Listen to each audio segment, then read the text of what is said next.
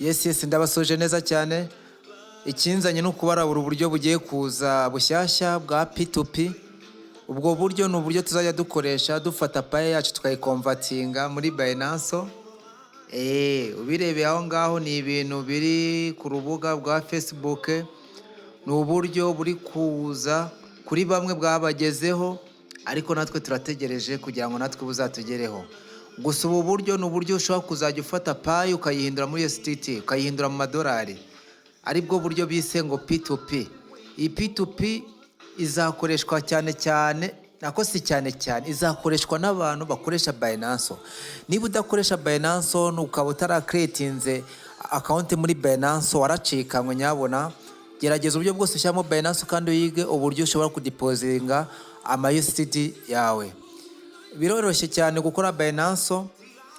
Wakunze bino biganiro cyangwa se wakunze ino video, washyiraho like na comment, ubundi ukagira ute ukatubwira ati tuzabakore video y'uburyo ba creatinga Binance cyangwa se uburyo wafungura Binance yawe ukora deposit, uburyo wagira wallet address yawe kuko nayo irakenewe. Ngiyo P2P yacu cyangwa se iyo bita payi iri yagezwemo P2P. Ubu buryo rwose nibwo buryo tugiye kuzadukoresha.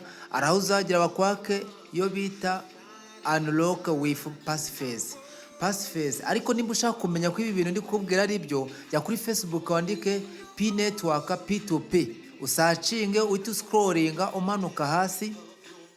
Numara kuscrollinga urabona page.